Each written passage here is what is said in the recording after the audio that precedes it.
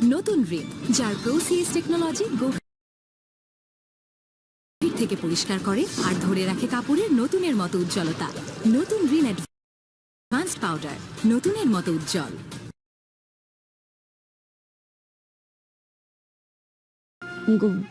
বাড়ি তো ফাহাদ বেঁচে নাই, ওর বাপ মার কই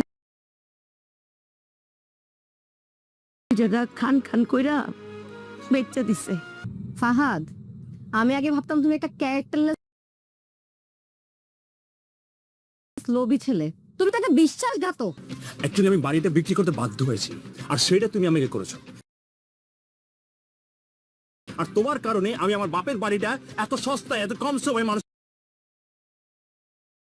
কাছে বিক্রি করে দিয়েছি, তাদেরকে আমি ঘরছাড় করেছি শুধু তোমার কারণে। নতুন রিন যার প্রোসিএস টেকনোলজি গভীর থেকে পরিষ্কার করে আর ধরে রাখে কাপড়ের নতুনের মতো উজ্জ্বলতা।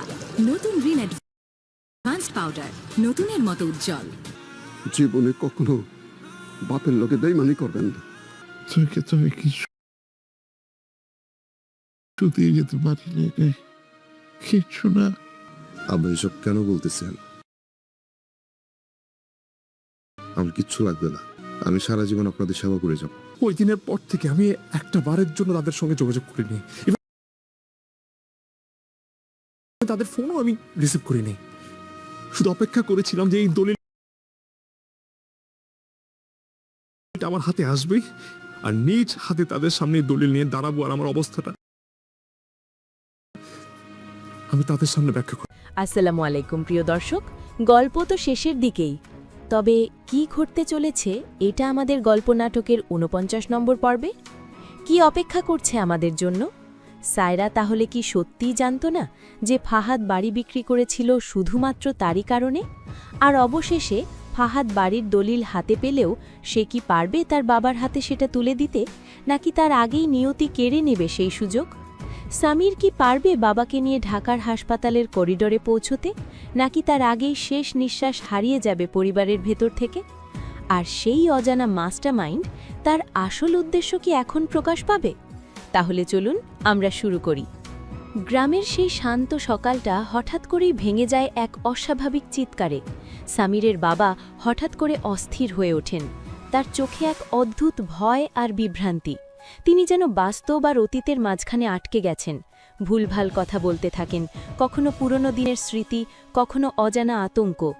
চারপাশে সবাই ছুটে আসে, কিন্তু কেউ বুঝতে পারে না ঠিক কী হচ্ছে।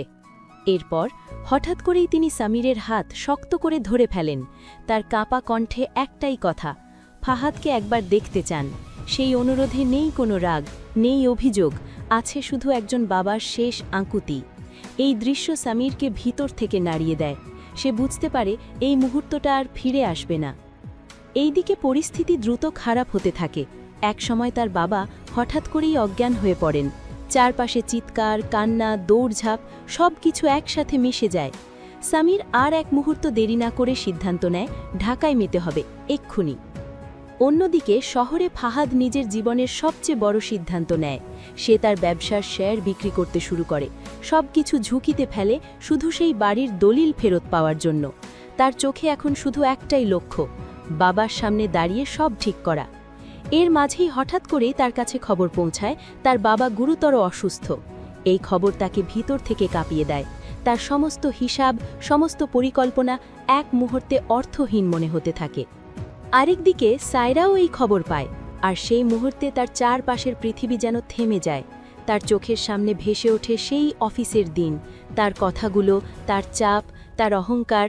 আর সে ধীরে ধীরে বুঝতে শুরু করে এই পুরো বিপর্যয়ের সূচনা কোথায় হয়েছিল। কিন্তু গল্প এখানেই শেষ নয়, কারণ এই সব কিছু আড়ালে যে অদৃশ্য শক্তি এতদিন কাজ করছিল, তার উপস্থিতিও ধীরে ধীরে সামনে আসতে শুরু করে। হঠাৎ করেই গ্রামের সেই বাড়ি থেকে ঢাকার উদ্দেশ্যে যাত্রা শুরু হয়, কিন্তু সেই যাত্রা যেন শুধু দূরত্ব পাড়ি দেওয়া নয়, বরং সময়ের সাথে এক মরিয়া লড়াই। এরপর গাড়ির ভেতরে সামির তার বাবার নিস্তব্ধ শরীরকে ধরে রাখে। মাঝে মাঝে তিনি অচেতন অবস্থাতেই কিছু বলতে চান, কিছু নাম উচ্চারণ করেন, আর সেই নামগুলোর মাঝে বারবার ফিরে আসে ফাহাদের নাম, যেন তার সমস্ত অপেক্ষা এখন এক জায়গায় এসে থেমে আছে। এইদিকে মেহেরিন আর পরিবারের অন্যরা কান্না চেপে রাখার চেষ্টা করে, কারণ তারা জানে এই মুহূর্তে ভেঙে পড়লে চলবে না, কিন্তু তাদের চোখে স্পষ্ট তারা ভয় পাচ্ছে, খুব ভয়। অন্যদিকে শহরে ফাহাদ শেষ পর্যন্ত সেই দলিল হাতে পায়। তার হাতে কাগজটা থাকলেও তার বুকের ভেতরে একটা অজানা শূন্যতা কাজ করে, যেন সে বুঝতে পারছে এই জয়টা খুব দেরিতে এসেছে। আরেকদিকে সায়রা নিজের অফিসে একা বসে থাকে, তার চারপাশে ভেঙে পড়া সাম্রাজ্য আর তার নিজের ভুলের প্রতিধ্বনি। কিন্তু ঠিক তখনই সে এমন কিছু তথ্য পায় যা তাকে স্তব্ধ করে দেয়। সে জানতে পারে সে নেওয়া প্রতিটি সিদ্ধান্তের পেছনে কেউ ছিল, কেউ তাকে ধীরে ধীরে এই পথে ঠেলে দিয়েছে। তার কোম্পানিতে ঢোকানো কিছু লোক, কিছু আর্থিক চাপ, সব কিছুই ছিল পরিকল্পিত। এইদিকে সেই অদৃশ্য মাস্টারমাইন্ডের ছায়া আরও স্পষ্ট হয়ে ওঠে, কিন্তু এখনও তার মুখ পুরোপুরি দেখা যায় না। ঠিক তখনই যখন সবাই নিজেদের লড়াইয়ে ব্যস্ত, সত্য নিজেই সামনে আসার পথ তৈরি করতে শুরু করে। এরপর ঢাকার পথে যেতে যেতে সামির অনুভব করে তার বাবার শ্বাস আরও দুর্বল হয়ে আসছে, সময় যেন তার হাত ফসকে বেরিয়ে যাচ্ছে। তার চোখে তখন শুধু একটাই চিন্তা, সে কি পারবে সেই শেষ ইচ্ছাটা পূরণ করতে? অন্যদিকে ফাহাদ গাড়ি নিয়ে ছুটে চলে, তার হাতে দলিল, তার মনে অপরাধ বোধ আর এক শেষ আশার আলো। সে জানে যদি এইবারও দেরি হয় তাহলে আর কিছুই ঠিক করা যাবে না। আরেকদিকে সায়রা নিজের ভেতরের অপরাধ বোধে ভেঙে পড়তে থাকে, কিন্তু ঠিক তখনই সে একটি গুরুত্বপূর্ণ ফাইল খুঁজে পায়, যেখানে তার কোম্পানির ভেতরে ঢোকানো কিছু গোপন লেনদেনের প্রমাণ থাকে। এই ফাইল তাকে বুঝিয়ে দেয় তার প্রতিটি সিদ্ধান্তকে কেউ না কেউ নিয়ন্ত্রণ করছিল। এইদিকে সেই অদৃশ্য মাস্টারমাইন্ডের ছায়া আরও স্পষ্ট হয়ে ওঠে, কিন্তু তার উদ্দেশ্য এখনও পুরোপুরি পরিষ্কার নয়। ঠিক তখনই যখন সবাই নিজেদের লড়াইয়ে ব্যস্ত, সময় যেন আরও দ্রুত ফুরিয়ে যেতে থাকে, যেন প্রতিটি সেকেন্ড কাউন্টডাউন হয়ে দাঁড়িয়েছে। এরপর সামির তার বাবার মুখের দিকে তাকিয়ে বুঝতে পারে এই লড়াইটা আর বেশিক্ষণ চলবে না। মাঝে মাঝে তার বাবার ঠোঁট কাঁপে, যেন কিছু বলতে চান, কিন্তু শব্দগুলো আর বের হয় না। সেই অপ্রকাশিত কথাগুলোই যেন সবচেয়ে ভারী হয়ে ওঠে। এইদিকে গাড়ির গতি বাড়ানো হয়, রাস্তার প্রতিটি বাঁক, প্রতিটি জ্যাম যেন শত্রু হয়ে দাঁড়ায়। মেহেরিন তার পাশে বসে সব কিছু সামলানোর চেষ্টা করে, কিন্তু তার চোখে স্পষ্ট আতঙ্ক, এই যাত্রা কি শেষ গন্তব্যে পৌঁছতে পারবে? অন্যদিকে শহরের অন্য প্রান্তে ফাহাদ সব কিছু ছেড়ে ছুটে চলেছে। তার হাতে শক্ত করে ধরা সেই দলিল, যা এতদিন তার কাছে ছিল লক্ষ্য, এখন যেন সেটা হয়ে উঠেছে বোঝা। তার মাথায় শুধু একটাই কথা, সে কি দেরি করে ফেলেছে? আরেকদিকে সায়রা নিজের ভেতরের অপরাধ বোধে ভেঙে পড়তে থাকে, কিন্তু ঠিক তখনই সে একটি গুরুত্বপূর্ণ ফাইল খুঁজে পায়, যেখানে তার কোম্পানির ভেতরে ঢোকানো কিছু গোপন লেনদেনের প্রমাণ থাকে। এই ফাইল তাকে বুঝিয়ে দেয় তার প্রতিটি সিদ্ধান্তকে কেউ না কেউ নিয়ন্ত্রণ করছিল। এইদিকে সেই অদৃশ্য মাস্টারমাইন্ডের ছায়া আরও স্পষ্ট হয়ে ওঠে, কিন্তু তার উদ্দেশ্য এখনও পুরোপুরি পরিষ্কার নয়। এরপর সেই নীরবতায় যেন সবকিছু বলে দেয়, কিন্তু কেউই সেটা মেনে নিতে চায় না। এইদিকে সামির হঠাৎ করে অনুভব করে তার বাবার হাতের স্পর্শ ধীরে ধীরে নিস্তেজ হয়ে যাচ্ছে। তার চোখে আতঙ্ক, অবিশ্বাস। সে বারবার চেষ্টা করে কিছু একটা করার, কিছু একটা বদলানোর, কিন্তু সময় তার হাতের বাইরে চলে যায়। গাড়ির ভেতরে এক মুহূর্তে সবকিছু থেমে যায়, কান্না, চিৎকার সবকিছু একসাথে মিশে যায়, কিন্তু সেই মানুষটা আর সাড়া দেন না। অন্যদিকে ঠিক সেই সময়ে ফাহাদ ঢাকার শহরে প্রবেশ করে। তার চোখে এখনও আশা, কিন্তু সে জানে না সে যাকে খুঁজছে সেই অপেক্ষা শেষ হয়ে গেছে। আরেকদিকে সায়রা এই খবর পেয়ে একেবারে ভেঙে পড়ে। তার চোখের সামনে ভেসে ওঠে সেই দিন, যেদিন সে ফাহাদকে অপমান করেছিল, যেদিন সে তাকে সময় বেঁধে দিয়েছিল। সে বুঝতে পারে এই মৃত্যু শুধু একটি দুর্ঘটনা নয়, এটা একটি শৃঙ্খল প্রতিক্রিয়ার শেষ ধাপ। এইদিকে সেই মাস্টারমাইন্ড দূর থেকে সবকিছু দেখে। তার পরিকল্পনার সবচেয়ে গুরুত্বপূর্ণ অংশ সফল হয়েছে। পরিবার ভেঙে গেছে, বিশ্বাস শেষ হয়ে গেছে, কিন্তু এই শেষ কি সত্যিই শেষ? হঠাৎ করেই সবকিছু যেন থেমে যাওয়ার পর আবার নতুনভাবে শুরু হতে থাকে, কিন্তু এবার সেই শুরুতে নেই কোনো আশার আলো, আছে শুধু ভাঙনের শব্দ। এরপর হাসপাতালে পৌঁছানোর পর সেই নির্মম সত্য সবার সামনে স্পষ্ট হয়ে ওঠে। সামিরের চোখে তখন শুধু শূন্যতা। সে জানে সে সবকিছু দিয়েও সেই শেষ মুহূর্তটা ফিরিয়ে আনতে পারবে না। এইদিকে মেহেরিন আর পরিবারের অন্যরা তাকে সামলানোর চেষ্টা করে, কিন্তু এই ক্ষতি এতটাই গভীর যে কোনো সান্ত্বনাই যথেষ্ট নয়। অন্যদিকে ফাহাদ যখন অবশেষে সেখানে পৌঁছায়, তখন তার সামনে দাঁড়িয়ে থাকে এক নির্মম বাস্তবতা। সে দেরি করে ফেলেছে। তার হাতে থাকা দলিল তখন অর্থহীন হয়ে যায়। সে বুঝতে পারে সে সব ফিরিয়ে দিলেও সে আর তার বাবার কাছে ক্ষমা চাইতে পারবে না। এই অপরাধবোধ তাকে ভেতর থেকে ভেঙে দেয়। আরেকদিকে সায়রা দূর থেকে এই সব কিছু দেখে। তার চোখে তখন শুধু একটাই প্রশ্ন, সে কি কখনো নিজেকে ক্ষমা করতে পারবে? এইদিকে ধীরে ধীরে সেই মাস্টারমাইন্ডের আসল পরিচয় বের হতে শুরু করে, কিন্তু তার উদ্দেশ্য এখনও পুরোপুরি শেষ হয়নি। গল্প এখন আরও গভীর, আরও অন্ধকার পথে এগোতে থাকে। হঠাৎ করেই শোকের সেই ভারী নীরবতা ভেঙে যায় এক তীব্র বিস্ফোরণে, যেন এতদিন জমে থাকা সব রাগ, সব কষ্ট একসাথে বাইরে বেরিয়ে আসতে শুরু করে। এরপর হাসপাতালের করিডোরে দাঁড়িয়ে থাকা দুই ভাইয়ের মাঝে তৈরি হয় এক ভয়ঙ্কর দূরত্ব। সামিরের চোখে তখন শুধু আগুন। তার সামনে দাঁড়িয়ে থাকা ফাহাদ যেন আর তার ভাই নয়, বরং সেই মানুষ যার জন্য তাদের পরিবার আজ ভেঙে চুরমার। এইদিকে চারপাশে থাকা সবাই ফাহাদের দিকে আঙুল তোলে, কারণ তাদের চোখে সবকিছুর শুরুটা সেই বাড়ি বিক্রির মধ্যেই। সেই বাড়ি যা ছিল তাদের বাবার স্বপ্ন, তাদের পরিবারের শেষ আশ্রয়। অন্যদিকে ফাহাদ প্রথমে নীরব থাকে, তার চোখে অপরাধবোধ, কিন্তু সেই নীরবতার ভেতরে লুকিয়ে থাকে এক ভয়ঙ্কর চাপা সত্য। সে বুঝতে পারে আজ যদি সে কিছু না বলে তাহলে এই ভুল বোঝাবুঝি চিরকাল থাকবে। আরেকদিকে সামিরের কণ্ঠ আরও কঠিন হয়ে ওঠে। তার প্রতিটি অভিযোগ যেন তীরের মতো এসে আঘাত করে ফাহাদের ওপর। সে শুধু ভাই হিসেবে নয়, একজন সন্তানের দৃষ্টিকোণ থেকেও বিচার করে, আর সেই বিচার নির্মম। এইদিকে পরিস্থিতি এমন জায়গায় পৌঁছায় যেখানে আর চুপ থাকা সম্ভব হয় না। এবং ঠিক তখনই ফাহাদ ধীরে ধীরে নিজের ভেতরের সেই চাপা সত্য প্রকাশ করতে শুরু করে।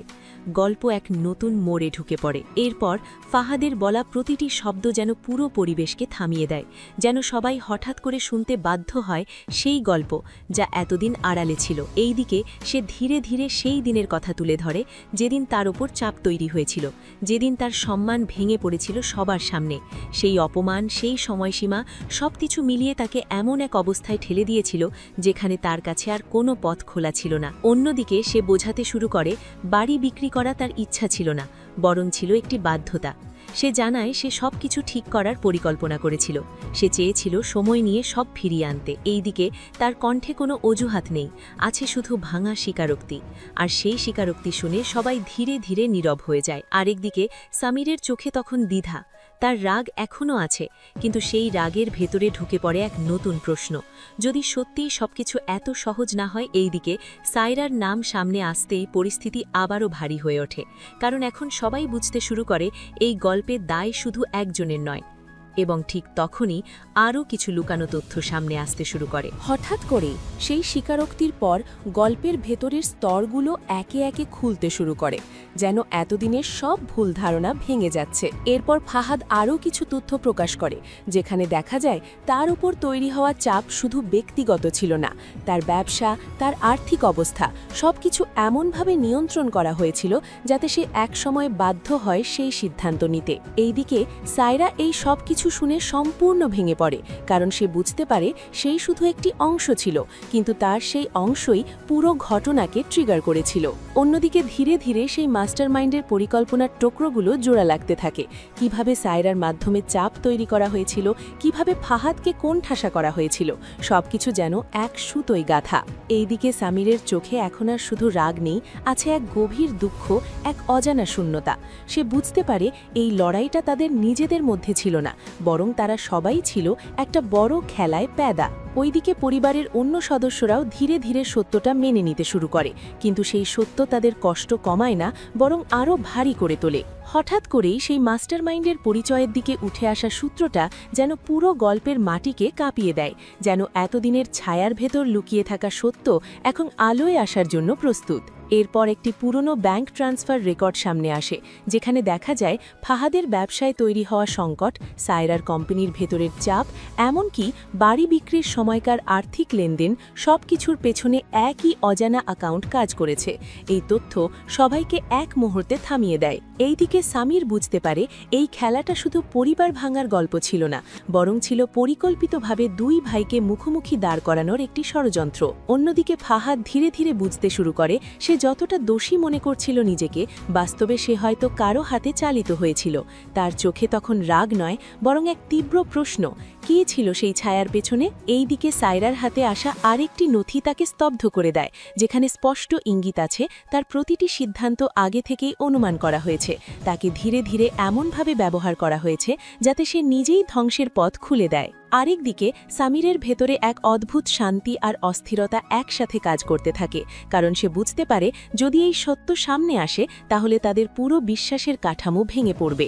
এরপর হাসপাতালের সেই ভারী পরিবেশের মধ্যেই একটি নতুন অস্থিরতা ছড়িয়ে পড়ে, যেন এখনও কিছু একটা অসম্পূর্ণ রয়ে গেছে। এইদিকে সামির আর ফাহাদের মাঝে থাকা তর্ক ধীরে ধীরে থেমে গেলেও সেই নীরবতা এখন আরও ভয়ঙ্কর হয়ে উঠেছে, কারণ তারা দুজনেই বুঝতে পারছে তাদের মধ্যে কোনো একজন সত্য বললেও সেই সত্য এখন আর সহজে গ্রহণযোগ্য নয়। অন্যদিকে ফাহাদ এক মুহূর্তে সবকিছু থামিয়ে দেয়। সে সিদ্ধান্ত নেয় এবার পুরো সত্য সবাইকে জানাতেই হবে, কোনো অর্ধেক নয়, কোনো আড়াল নয়। এইদিকে সে ধীরে ধীরে সেই দিনের সম্পূর্ণ ঘটনা খুলে বলতে থাকে, কিভাবে চাপ তৈরি হয়েছিল, কিভাবে তাকে কোণঠাসা করা হয়েছিল, আর কিভাবে সে শেষ পর্যন্ত ভুল সিদ্ধান্ত নিতে বাধ্য হয়েছিল।